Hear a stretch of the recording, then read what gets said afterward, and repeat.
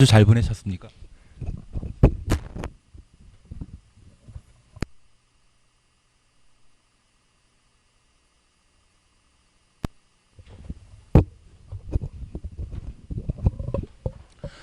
오다 보니까 벚꽃도 잘 펴 있던데요.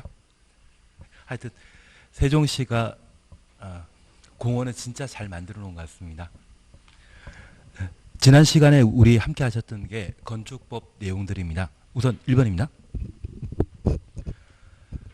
건축물의 착공을 제한하는 경우 제한 기간은 3년 이내로 한다. 3년이 아니라 2년 이내입니다.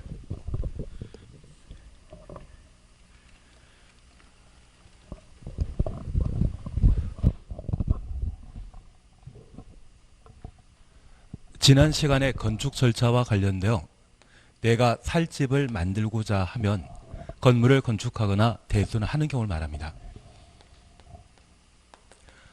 허가권자에게 허가받도록 되어 있습니다. 특별히 대상과 관련되어서는 건축물의 건축 대수선이 허가 대상이고 작은 건물을 건축하고자 한다면 신고하고 건축 대수선할 수 있습니다.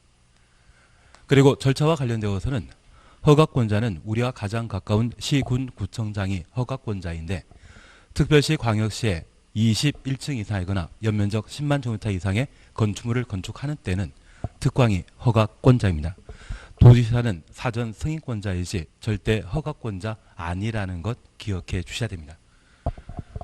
그리고 건축 절차와 관련되어 대형 건물을 건축하고자 하면 건물 건축하는 대지가 그런 건물 무게를 감당할 수 있는지 파악하는 안전영향평가 제도가 있습니다. 그리고 건축행위가 공익과 저촉되게 되면 이를 규제할 수 있는데 그러한 규제와 관련되어서는 건축허가나 착공을 제한하는 방법과 도에 속해 있는 많은 시군의 균형 발전을 도모하기 위한 사전 승인 제도를 마련하고 있습니다. 그리고 법령에 저촉되는 때에 반드시 건축허가 취소하는 경우가 있는데 여기 건축허가 등의 제한은 허가권자가 특광 시, 군, 구청장이기 때문에 이들의 상급관청인 국토교통부 장관 그리고 허가권자가 시, 군, 구청장이라면 이들의 상급관청인 특광토가 건축허가 등을 제한할 수 있습니다.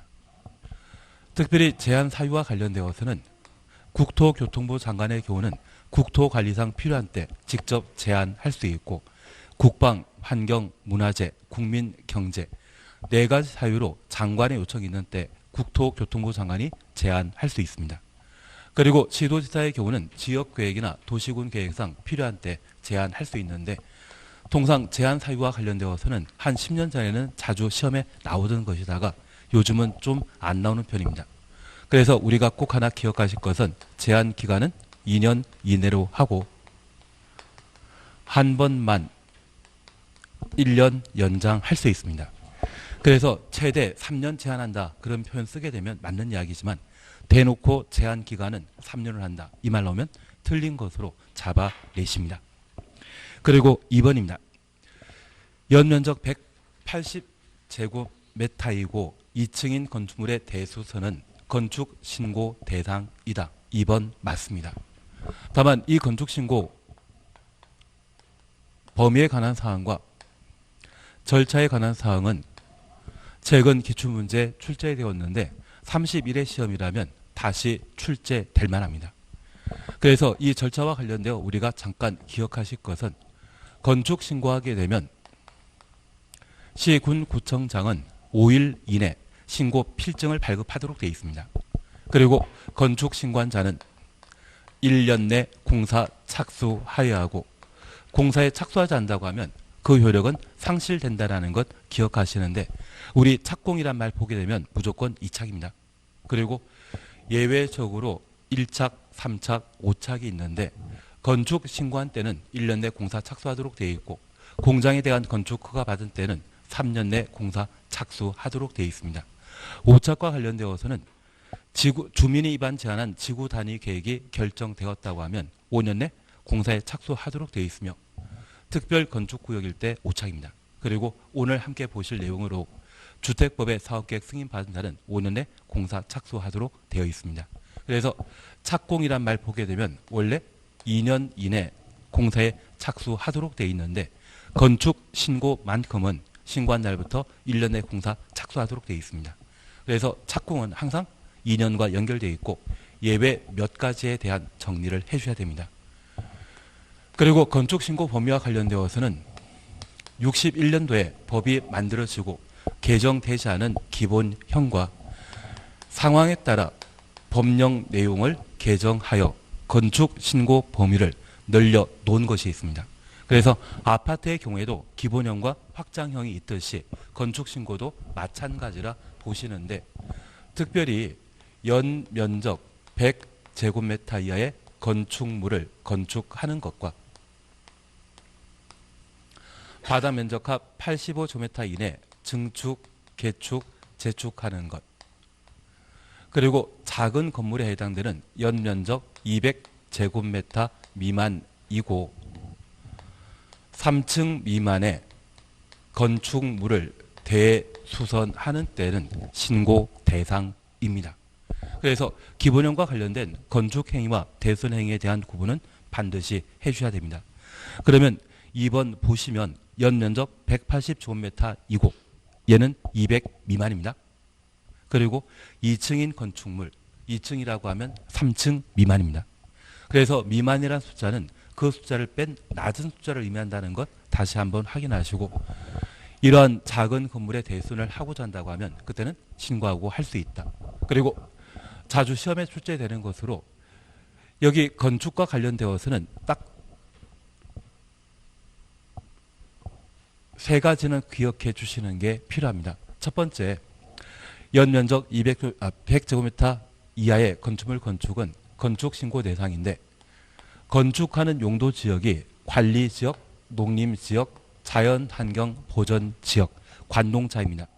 시골인 경우라면 연면적 200제곱미터 미만이고 3층 미만의 건축물을 건축하는 때에도 신고하고 건축할 수 있습니다. 관농자의 경우는 농업인 주택이 만들어질 수 있는데 200 미만이라면 60평 이하를 말합니다. 그리고 3층 미만이라면 2층 이하인데 농가주택으로 각 층이 30평 정도인 2층짜리 농가주택 세워진 거 보게 되면 그것은 관농자이기 때문에 인정되는 예외라고 파악해 주셔야 됩니다. 그리고 이러한 관농자가 지구 단위 계획 구역으로 지정된 때는 제외하게 됩니다. 여기 지구 단위 계획 구역은 우리가 동탄지구, 하남 위례지구라는 말 들어보신 적 있다면 장래 도시지역으로 발전될 땅을 지구 단위 계획 구역이라 하고 이러한 곳에 이런 규모의 건축물은 신고 대상이 아니란 이야기입니다. 다만 우리가 하나 기억해 주실 것은 연면적 100제곱미터 이하의 건축물 건축은 관농자가 아닌 도시지역에 건축하는 때도 연면적 100 이하인 때는 건축 신고 대상입니다. 그래서 이러한 건물이 지구 단위 계획 구역에 건축되는 때에도 또한 기본형이기 때문에 신고하고 건축할 수 있다는 것 꼭 구분해 놓습니다.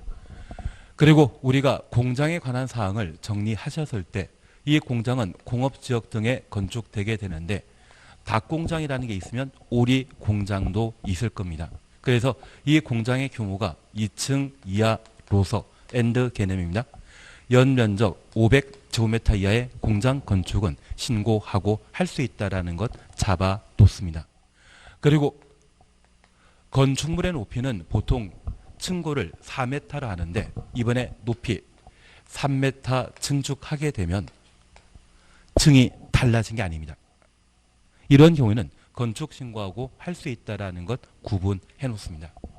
그리고 이런 대수선이 건축 신고 대상이라고 하면 얘와 달리 큰 건축물은 연면적 200제곱미터 이상이거나 3층 이상의 건축물은 큰 건물입니다. 큰 건물의 대수선은 허가 대상인데 저 큰 건물이랄지라도 6개 수선 행위에 해당되는 대수선은 신고하고 처리할 수 있습니다. 그래서 6개 수선과 관련되어서는 우리 첫 번째 기억하시는 것으로 기둥, 보, 그리고 지붕, 틀. 각각 3개 이상 수선하는 것은 큰 건물에 이루어졌을 때 건축 신고 대상이라는 것 기억하시고, 내력 벽의 벽 면적을 30제곱미터 이상 수선하게 되면 얘도 신고 대상입니다. 그리고 주계단, 피나계단, 특별 피난 계단을 수선하는 것과 방화벽, 방화 구획을 위한 바닥 벽을 수선하는 행위 있다면 모두 신고 대상이라는 것 확인하시고, 사실 대수선은 총 8개 형태로 구성되어 있는데 8개 중에 6개 수선만 신고 대상입니다. 그래서 남아있는 2가지로 다가우 다주택의 경계벽을 수선하는 것과 외벽 마감 재료 벽 면적 30제곱미터 이상 수선하는 것은 허가 대상이지 절대 신고 대상 아니라는 걸 잡아주셔야 되는데, 이게 지난주에 진도 나갔던 것이어서 아마 처음 공부하시는 겁니까? 하셨습니까? 예. 아닙니다. 그게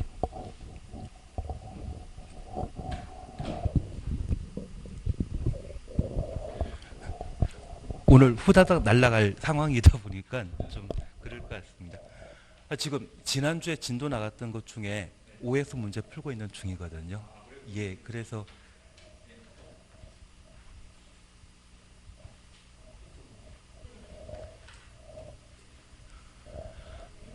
예.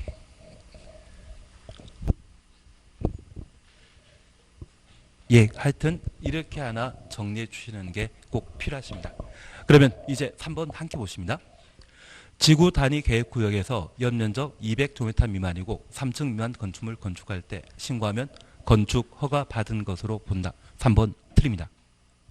여기 지구 단위 계획 구역에 이런 규모의 건물이 그대로 만들어지게 되면 신고 대상에서 제외한다. 이 지구 단위 계획 구역에는 기본형에 해당되는 건축 행위라면 신고하고 할 수 있지만 확장형에 해당되는 경우라면 그때는 허가 대상이라는 걸 잡아내셔야 됩니다. 아마 건축신고와 관련되어서는 작년 시험에 출제되지 않았기 때문에 건축신고 범위를 꼭 정리해 놓으셔야만 올해 시험을 잘 대비하실 수 있을 겁니다. 그리고 4번입니다. 건축신고한자 신고일부터 1년 이내 1년 추천없습니다. 공사에 착수하지 아니하면 착수 추천없습니다. 신고 효력 없어진다. 4번 맞습니다. 우리 착수, 착공이란 말 보게 되면 기본적으로 2년 이내 공사 착수하도록 되어 있는데 건축 신고한 경우에는 1착이라는 것을 꼭 한번 잡아놔야 됩니다. 그리고 5번입니다. 허가권자가 법령이 정한 기간 내 사용 승인서를 교부하지 아니한 경우 건축주는 그 건축물을 사용하거나 사용하게 할 수 없다. 틀립니다. 우리가 하나 이해해 주실 것이 있습니다. 사용 승인과 관련된 처리 기간은 법령이 정한 기간이 7일입니다. 그런데 이 사용 승인서는 허가권자가 발급할 의무가 있고 기한 내 발급하지 않음으로써 건축주가 재산권을 행사하지 못한다는 것은 허가권자 행정청의 법정 위반으로 국민의 사유재산권 행사에 제약을 가하는 것입니다. 그래서 만약 허가권자가 의무를 제대로 이행하지 않아 사용 승인서가 발급되지 않았다고 하면 사용 승인서 없이 사용할 수 있습니다. 그리고 제가 농담 삼아 이야기 드리는데 우리 공법과 관련된 부정문은 열의 9개 90%가 그러하지 아니하다입니다. 그리고 10%만 최근 법이 제정된 것만 없다란 말로 각각 표현하고 있습니다. 출제 경향 중에 시험위원들이 가장 좋아하는 게 있다를 없다로 바꾸는 경우가 있습니다. 그래서 이 없다란 말이 나오게 된다고 하면 얘는 열의 9번 있다를 없다로 바꾸어 틀린 문제라고 기억하시는 것도 방법입니다. 그래서 나중에 정답을 찾기 곤란하시다고 하면 끝에 지문이 있다 대신 그러하지 않아야 대신 없다로 나와 있다고 하면 얘는 있다를 없다로 바꿔놓은 틀린 지문으로 체크하는 것도 방법이십니다. 나중에 기출문제 몇 번 풀어보시다 보면 저런 유형들을 많이 보실 수 있을 겁니다. 그래서 지금도 5번 그대로입니다. 없다란 말 자체가 잘못된 것으로 파악해 놓습니다.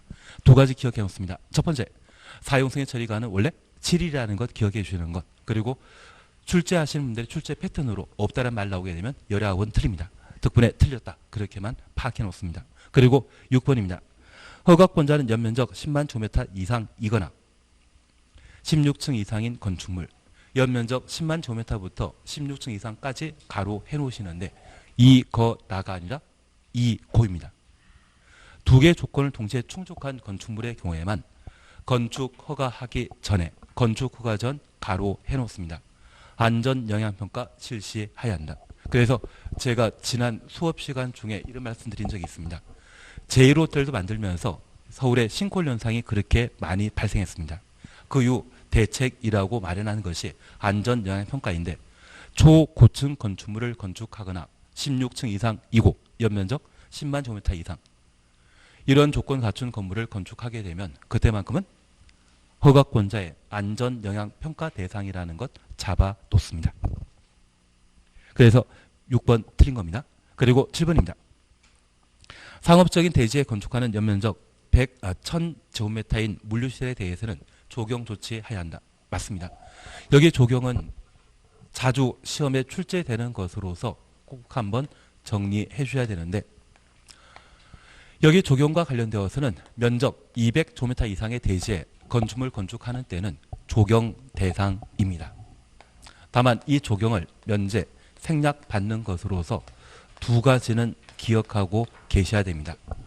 공장 중에 규모 작은 연면적 1500제곱미터 미만 공장을 건축하거나 대지의 면적이 5000제곱미터 미만의 공장인 경우는 조경 의무를 면제 생략하며 창고 등에 해당되는 물류시설에 있어서 연면적 1500제곱미터 미만인 때 조경 의무를 면제 생략하지만 이 조경은 나를 위한 것입니까? 남에게 보여주기 위한 것입니까?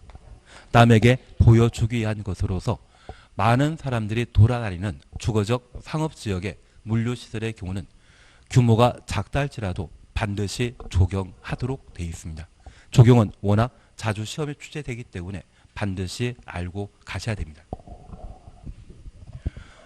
그리고 8번입니다. 일반 상업지역에 일반 상업지역 추천없습니다. 바다 면적합 5000제곱미터 이상인 생활 숙박시설 5천부터 생활 숙박시설까지 가로 해놓습니다. 공개 공지 등을 설치하여야 한다. 맞습니다. 우리가 하나 이해하실 것은 공개 공지는 건축물에 딸린 부속 공원을 공개 공지라 표현하게 됩니다. 그래서 우리 주변에 대형 건물이라고 하면 공개 공지 부속 공원을 설치하게 되는데 우리 부속 공원으로서 파고라 시설이라는 걸 한 번씩 보신 적이 있을 겁니다. 그러한 공개 공지는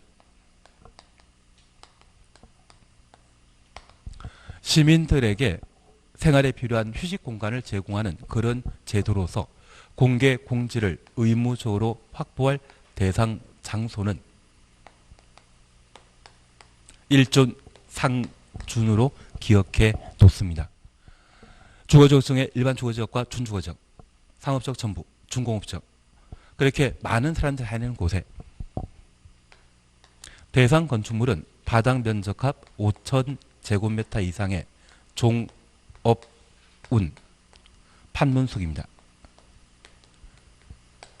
그래서 탤런트 안문숙이라는 분 이름 기억하신다고 하면 판문숙이라는 분 쉽게 접근하실 수 있고 그분 직책이 종업원이라고 기억해 놓으시면 바다 면적합 5000제곱미터 이상의 종교시설, 시청 같은 업무시설, 고속버스터미널 같은 운수시설, 백화점 같은 판매시설, 예술의 전당 같은 문화 집회시설, 그리고 방금 보셨던 생활 숙박시설에 해당되는 숙박시설 이러한 6가지 종류의 건축물의 규모가 5천 이상인 때는 공개 공지를 확보하도록 되어 있습니다.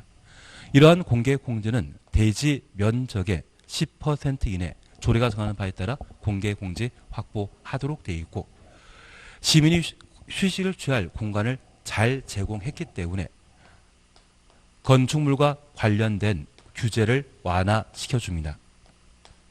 용적률과 건축물의 높이 제한 규정을 각각 1.2배 완화시켜준다라는 것까지 해놓으시면 자주 출제되는 공개 공제 문제를 쉽게 해결할 수 있을 겁니다. 그래서 9번 보시게 되면 공개 공지정을 설치한 경우 건축물의 건폐율은 완화하여 적용할 수 있으나 용적률 완화하여 적용할 수 없다. 틀립니다. 건폐율 완화 안 됩니다. 용적률만 1.2배 완화시켜주고 높이를 1.2배 완화한다는 것, 그 정도를 확인해 놓습니다. 그리고 10번입니다. 연면 작계가 2000제곱미터인 공장의 대지는 공장 추천했습니다. 너비 6m 이상의 도로에 4m 이상 접해야 된다. 그래서 우리는 모든 건물 건축하는 대지는 도로에 2m 이상 접해야 됩니다. 도로에 붙어 있는 땅을 대지라 하고 도로로부터 1m 떨어진 땅은 맹지입니다. 그러면 이 대지가 도로에 접한다. 이 말은 이 길이를 의미하는 것으로서 그 길이는 2m 이상 돼야 되고, 이러한 대지 안에 큰 건물은 연면적 2000제곱미터 이상의 건축물입니다. 그러한 건축물은 그냥 도로가 아니라 6m 도로에 4m 이상 접하도록 되어 있는데, 우리 광야라고 하는 시를 쓰신 분은 이 6타였습니다. 만약 공장이라고 하면 공장은 규제를 풀어줄 대상이기 때문에 걔는 3, 6 사야 됩니다. 그래서 대지와 도로 사이의 관계에 있어서 연면적 2000제곱미터 이상 건물 건축하는 때에는 6m 도로에 4m 이상 접하도록 되어 있고, 지금처럼 공장이란 말이 눈에 보이게 되면 그때는 3000제곱미터 이상인 때 6m 도로에 4m 이상 접해야 된다. 자주 시험에 나오기 때문에 눈에 익혀놓습니다. 그리고 11번입니다. 건축의 지표 아래 부분은 건축선의 수직면 넘을 수 없다. 여기 건축선은 대지와 도로 사이의 경계선을 의미하는 것으로 그 규제 효과로 11 맞습니다. 그리고 12번입니다. 고주 안전 확인한 단독택 및 공동택의 건축주는 건축물의 설계자로부터 구조안전 확인 서류 받아 착공 신고 시에 허가권자에게 제출해야 한다. 단독택부터 공동택 가로 해놓습니다. 얘는 규모와 관계없이 항상 구조안전 확인 서류 제출 대상이라는 것 확인해 놓으시고, 우리 지난 시간에 함께 정리하시면서 둘 10이란 말을 함께 본 적이 있습니다. 층수가 2층 이상이거나 연면적 200제곱미터 이상이거나 기둥과 기둥 사이의 거리가 10m 이상, 전부 더하고 1을 빼면 높이 13m 이상, 10이란 말이 익숙해지면 10에서 1을 대놓고 빼면 높이는 처마 높이는 9m 이상. 그래서 이런 조건을 갖춘 건축물이라면 구조안전 확인 서류 제출 대상입니다. 그래서 우리 둘 치킨이란 말도 기억하시듯이 둘 10, 2층 이상이거나 연면적 200제곱미터 이상, 기둥과 기둥 사이의 거리는 10m 이상일 때는 구조안전 확인 서류 제출 대상이다. 다수하고 1을 빼면 13입니다. 높이. 10에서 1 빼면 9입니다. 처마 높이. 이러한 조건 갖춘 건축물은 구조안전 확인 서류 제출 대상인데, 최근 포항 지진 사건 발생 이후에 광해 단독택과 공동택에 있어서는 규모와 관계없이 모두 서류 제출 대상으로 법을 개정하게 되었습니다. 얘는 한 5년에 한 번 시험에 나오는데 지금이 나올 때이거든요. 그래서 나중에 다시 한번 정리해 나가실 겁니다. 그 중에 가장 중요한 것이 단독택과 공동택은 규모에 관계없이 1층이랄지라도 연면적 100이랄지라도 구조안전 확인 서류 제출 대상이라는 것만 구분해 놓습니다. 그리고 13번입니다. 얘는 올해 신설되었습니다. 신설되었기 때문에 반드시 봐줘야 되는데, 비상용 승강기가 설치된 아파트, 비상용 승강기 설치된 아파트 가로 해놓습니다. 11층 이하의 층에 소방관이 진입할 수 있는 창을 설치하고 외부에 주야간 식별할 수 있는 표시를 하여야 한다.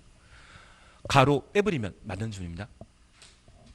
가로가 들어갔기 때문에 소방관 진입창을 설치할 대상에서 제외시킵니다. 우리나라는 좀 아닌데 외국을 나가시다 보면 외국에 호텔 같은 다양한 건축물이 있습니다. 이러한 다양한 호텔 같은 경우에는 바람에 견딜 수 있도록, 풍진에 견딜 수 있도록 유리창을 탄탄하게 만듭니다. 그래서 돌 하나 던진다고 해서 유리창이 파손되지 않는데 이 여러 유리창 중에 역삼각형으로 표시되어 있는 창이 있거든요. 얘는 소방관이 화재 발생 시에 이 창문 외부에서 두들기면 쉽게 파손될 수 있는 그런 구조로 만들어져 있습니다. 얘를 소방관 진입창이라 하고 화재 발생 시에 소방관이 진입할 수 있는 창은 11층 이하의 건축물에는 설치하도록 되어 있습니다. 다만 비상용 엘리베이터, 비상용 승강기가 설치되어 있는 아파트의 경우는 설치 대상에서 제외시키는데 올해 신설된 규정이기 때문에 반드시 봐주셔야 됩니다. 얘는 화재와 관련된 안전에 관한 문제로 최근 올해 개정한 지문이기 때문에 꼭 한번 봐놔야 될 겁니다. 그리고 14번입니다. 고층 건축물에는 승용 승강기 중에 한 대 이상을 피난용 승강기로 설치해야 한다. 피난용 승강기의 설치 대상 한번 확인해 놓습니다. 얘는 우리 시험에는 작년에 출제되지 않았지만 다른 시험에서는 출제된 적이 있거든요. 그리고 우리 공법 출제할 수 있는 전국의 교수님이 한 15명 정도입니다. 그중에 해외 연수 가시거나 몸이 아프신 분 빼고 나면 출제할 수 있는 분이 11분, 12분입니다. 그분들 중에 5명을 출제위원으로 위촉해서 각각 40문제 공법 문제를 만들게 하면 총 200문제이거든요. 그 200문제 중에 중복되는 문제들이 있을 겁니다. 그거 추려내고 나면 한 120에서 130문제가 남습니다. 그 중에 선정위원이 40문제 골라내는 형태이거든요. 그래서 다른 시험에 최근 기출문제 출제되었다고 하면 작년의 문제를 그대로 뺏겨서 우리 시험에 한번 시도하려고 하는 분이 계실 겁니다. 그래서 작년 개정 사항으로 피난 승강기 설치 대상은 고층 건축물이라는 것 꼭 하나 확인하시고 승용 승강기를 피난 승강기로 변경한다. 그 정도를 잡아 주셔야 됩니다. 그리고 15번입니다. 특광은 도시관리에 특히 필요하다 판단하면 가로 구역 건축물의 높이를 특별시 광역시 조례로 정할 수 있다. 조례 줄만 적었습니다. 얘는 가로 구역의 건축물 높이 제한에 관한 사항으로 눈에 익혀주셔야 됩니다. 우리가 기억하실 것은 특별시장과 광역시장은 허가권자인데 도지사는 사전 승인권자로서 허가권자가 아닙니다. 만약 도지사가 조례로 높이 결정할 수 있다. 이 말로 하면 틀린 겁니다. 도지사는 사전 승인권자이다. 그것만 확인해 놓습니다. 16번입니다. 일반 상업지역 추천없습니다. 일반 상업지역에 건축하는 공동택으로 하나의 대지에 2동 이상을 건축하는 경우 채광 확보를 위한 높이 제한 적용한다. 드립니다. 중심 상업지역과 일반 상업지역에는 예외 규정을 인정하기 때문에 일조 확보에 관한 높이 제한 규정의 적용 대상에서 배제하고 있습니다. 그래서 16번 드립니다. 그리고 17번입니다. 특별 건축구역이라는 말 보셨는데 얘를 보면 항상 용산, 연상 해주셔야 됩니다. 국토교통부 장관 또는 시의사는 특별 건축구를 지정하는 지역이 군사 기지에 해당되는 경우에는 국방부 장관과 사전에 협의해야 한다. 맞는 질문입니다. 그래서 서울 박원순 시장은 이전되는 미군 기지, 용산 미군 기지를 특별 건축구역으로 개발하게 될 거거든요. 그런 지사성 있는 문제로서 한번 확인해 주셔야 됩니다. 예, 이번 시간은 우리 교재 446페이지를 봐줘야 됩니다. 원래 오늘까지 주택법까지 쭉 끝나야 되는데 해보고 안 되면 한 주 더 하도록 하겠습니다. 그리고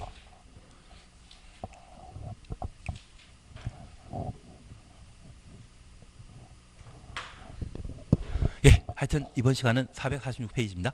건축협정 찾으셨죠? 우리가 잠깐 이해해 주실 것이 있는데 현재 건축법은 우리 시험에 7문제가 출제되게 됩니다. 첫 번째는 건축법의 적용 대상에 관한 사항으로 건축물과 건축물 관련 행위를 다루게 됩니다. 그리고 두 번째는 건축법상 만들게 되는 건축물은 내가 살 작은 집입니다. 반면에 아파트 한 집 만들게 되면 주택법령에 따라 사업계획 승인받아 만들도록 되어 있고 내가 살 집을 만들고자 한다면 건축주가 허가라는 것을 받아 건축할 수 있습니다. 그래서 건축허가 신청에 관한 사항과 건축허가에 관한 사항, 허가와 관련되어서는 앞서도 보셨듯이 대상과 절차에 관한 내용 정리해 나가시는 게 필요합니다.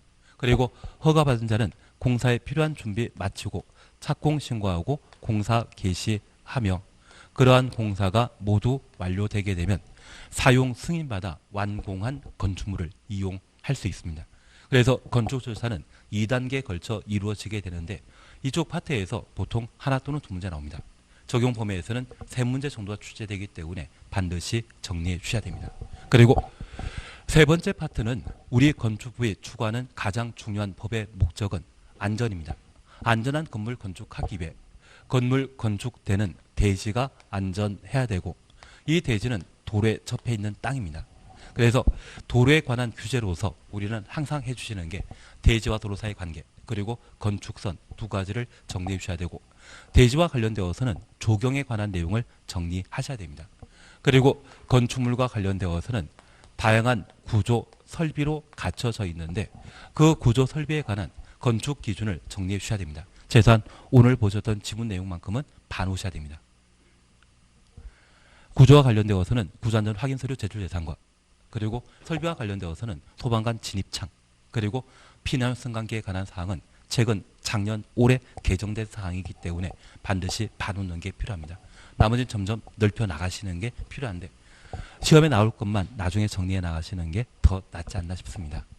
그리고 건축물과 관련된 높이 제한으로 가로 구역의 높이 제한과 일조학부에 관한 높이 제한 규정을 각각 살펴놓으시고 이 건축물과 관련되어 건축주가 아주 착한 일을 했다고 하면 좀 더 건물 크게 만들 수 있는 완화에 관한 사항을 정리해 주셔야 됩니다. 여기 완화와 관련되어 첫 번째 보시는 게 공개, 공지에 관한 사항 그리고 두 번째가 서울 용산과 관계된 특별 건축 구역입니다. 그리고 용산과 관계된 사항으로 결합 건축과 건축 협정에 관한 내용을 이제 함께 보시는데 우선 건축 협정을 함께 살펴봅니다. 우리가 협약이란 말 들어본 적 있으십니까? 협약. 그리고 이 협약은 계약이란 말과 같은 의미입니다. 그런데 협정은 협약, 계약과 다릅니다. 여기 계약은 민법을 적용하여 사인과 사인 사이에 자유의사에 따라 맺는 약속을 계약이라 표현하는데 이 협정은 행정청이 개입하는 계약을 협정이라 표현합니다. 그래서 우리가 도시개발법이나 정비법 공부하시면서 환지계획, 관리처분계획이란 말 들어보신 적 있다면 그때는 시군구청장의 인가 받음으로써 효력 발생했었습니다. 그와 똑같은 건축법상의 제도를 우리는 건축협정이라 표현하게 됩니다. 그러면 446페이지 보십니다. 토지 또는 건축의 소유자 등은 전원 합의 추천없습니다. 다음 어느 하나에 해당되는 지역, 구역에서 건축물, 건축, 대수선, 리모델링에 관한 협정을 체결할 수 있으며 박스를 봐주십니다. 1번 지구단위 계획구역 찾으셨죠? 2번 필요 없습니다. 3번 필요 없습니다. 4번 필요 없습니다. 근데 이 4번도 가끔 시험에 나오더라고요. 대신 신경 쓰지 마십시오. 우리는 지구단위 계획구역 하나만 기억합니다. 그리고 5번 찾으셨죠? 그 밖에 시도의사, 시군, 구청장, 가로속에 건축협정 인가권자, 시도의사부터 건축협정 인가권자까지 가로 해놓습니다. 도시 및 주거환경 개선이 필요하다 인정하여 조례로 정하는 구역, 이러한 곳은 건축협정 구역이 되게 됩니다. 그러면 우리 잠깐 이해해 주실 것이 있습니다. 여기 건축협정 체결할 수 있는 대상은 건축협정 구역으로 가장 대표적인 것이 지구 단위 계획 구역입니다. 하나 이해하실 것이 있습니다. 여기 지구 단위 계획 구역은 동탄지구, 하남 위례지구라고 하는 그런 동네를 말하는데 이러한 곳에는 보통 아파트 단지와 상업지역이 함께 조성되게 됩니다. 그런데 우리 세종시라는 신도시 들어보신 적이 있죠? 알고 있으시지만 특별히 이 세종시 같은 경우는 2008년도에 도시의 개발 사업이 이루어지고 인구가 많이 늘어나지 않는 편이어서 대신 8년 만에 인구 8만 명 정도에서 35만까지 올라간 성장한 도시는 대한민국에 없습니다. 그런데 이 세종시 인구가 한 50만, 60만 되게 된다고 하면 상업 기능이 진짜 잘 정착됩니다. 다만 인구 30만 미만일 때는 뭘 만들어라더라도 잘 팔리지 않고 이용한 사람 없기 때문에 항상 적자이거든요. 그러면 이 지구 단위 계획구역에 아파트 단지 만들어지는 것이 아니라 상업지역이 만들어지게 되는데 이 상업지역에 건물 건축할 때 인구가 좀 부족하다 싶으면 각 필지의 토지 소유자는 상가 빨리 만든다, 천천히 만든다. 천천히 만듭니다. 그래서 누가 상가 하나 만들 때 얘 다 끝나면 이 사람 손님 좀 있을 때 옆에 하나 더 만들고요. 그 공사 기간이 각각 1년씩이라고 하면 6필지라면 6년 또는 8년에 걸쳐 상가가 만들어지는 경우가 있습니다. 만약 이렇게 시간 두고 상가가 만들어지게 되면 공사 도중에 먼지, 소음 많이 발생해서 이 상권은 제자리 잡기가 좀 힘듭니다. 그래서 신도시 만들게 되는 지구 단위 계획구역에 각종 개발 사업을 시행하게 되면 조속하게 공사 착수하고 그 기능을 빨리 찾아가는 것이 도시 발전에 더 도움되거든요. 그래서 여러 토지 소유자가 전원 합의해서 빨리 공사하고 빨리 공사 끝마치자 그런 약정을 체결하는 것을 뭐란다? 건축 협정이라 표현하게 됩니다. 그래서 각종 개발 사업이 예정되어 있는 곳을 건축 협정 구역이라 하고 이 건축 협정 구역에 여러 개발 사업, 건축물 건축 등을 담당하는 자가 존재한다고 하면 그러한 토지 등의 소유자 전원 합의하고 건축 협정을 체결할 수 있습니다. 우리 건축부에서는 지금까지 허가권자에 관한 사항만 보셨는데 여기 건축 협정과 관련되어서는 건축 협정 인가권자를 보게 됩니다. 건축 협정 인가권자는 누구이다? 시도의사, 시, 군, 구청장이 되게 됩니다. 그래서 개발 사업을 담당하고 있는 자가 10명이면 10명 전부가 서로 합의해서 건축 협정 체결할 수 있고 그 사항을 인가권자에게 인가받도록 되어 있습니다. 내용에 대해서는 몰라 상관없습니다. 운영에 필요 없습니다. 그리고 4번 건축협정 인가 사실였죠. 협정 체결자 등은 건축협정서 작성하여 한 줄 밑에 건축협정 인가권자의 인가 받아야 된다. 건축협정 인가권자의 인가 가로 해놓습니다. 그리고 양가로 5번 사실였죠. 폐지입니다. 협정 체결자 등은 건축협정 폐지하려는 경우 건축협정 폐지 가로 해놓습니다. 협정 체결자 과반 동의받아 과반수 동의 추천놓습니다. 국토교통부령이 정하는 바에 따라 건축협정 인가권자의 인가 받아야 된다. 인가 추천놓습니다. 그리고 단서 차시였죠.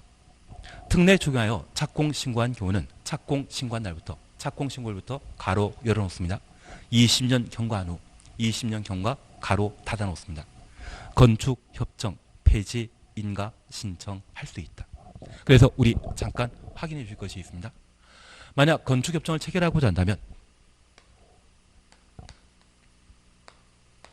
토지 등의 소유자 전원 동의받아 인가권자에게 인가받음으로써 체결할 수 있고 그 건축협정을 폐지하고자 하면 협정 체결자 과반수 동의받고 인가권자에게 인가받음으로써 폐지할 수 있는데 이렇게 폐지하고자 한다면 특례 적용하여 건물 건축했다고 하면 착공 신고한 날부터 몇 년? 20년 경과된 때 폐지할 수 있습니다. 이 폐지에 관한 사항을 최근 법을 개정해서 건축법에 반영했는데 여기 건축협정은 용산 국제업무지구 개발사업과 맞물려 있다 말씀드렸습니다. 용산 국제업무개발지구에는 철도공사가 주최되고 그리고 S라고 하는 회사와 여러 컨소시엄을 맺고 개발 사업을 했던 적이 있습니다. 그래서 2008년도에 60조라고 하는 개발 비용 예상하면서 용산 국제업무지구에 대한 개발 사업 했다가 2012년도에 부도한 경기가 끈모를 정도로 계속 하락했던 적이 있거든요. 그때 S에서 1,600억이라고 하는 매몰 비용 부담하면서 그 사업을 백지화시킨 적이 있습니다. 만약 컨소시엄을 형성하게 되면 지분 많은 자가 주도권 가지거든요.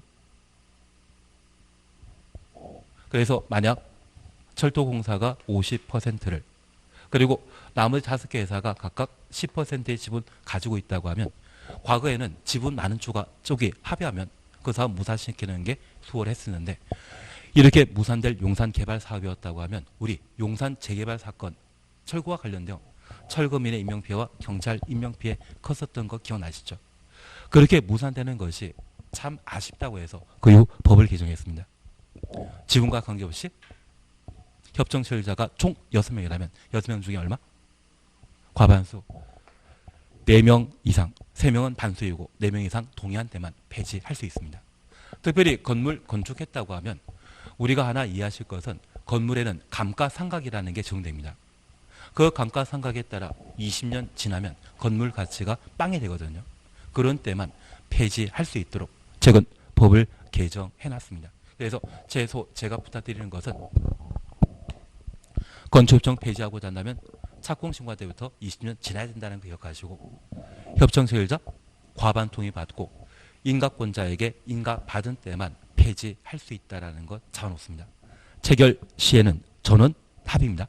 저는 동의 필요하고 인가권자의 인가 필요하다는 것 확인해 놓습니다. 한 장 넘기십니다. 양가로 7번 협정에 따른 특례와 관련되어 동그라미 번은 최근 기출문제 출제되었기 때문에 더 이상 시험거리 아닙니다. 다만 나중에 기출문제 풀 때 제가 설명드릴 겁니다. 딱 하나만 정리해 놓습니다. 6개의 특례 적용 가능한 규정 중에 우리 중간에 건폐율이라는 거 사셨죠?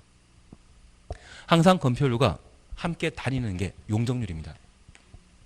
용적률에 대해서는 특례 규정이 있다 없다? 없습니다. 그래서 건축협정 체결하여 이 용적률을 개별 건축마다 적용하지 않고 통합 적용한다. 이 말로 하면 그게 틀린 것으로 잡아만 주시면 됩니다.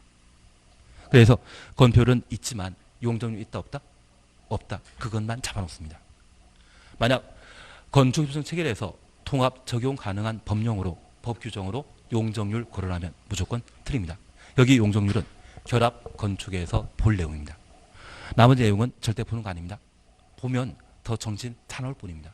시험 나오는 것은 어차피 여기에서 나오게 될 겁니다. 쉬었다가 결합 건축 해 나가십니다.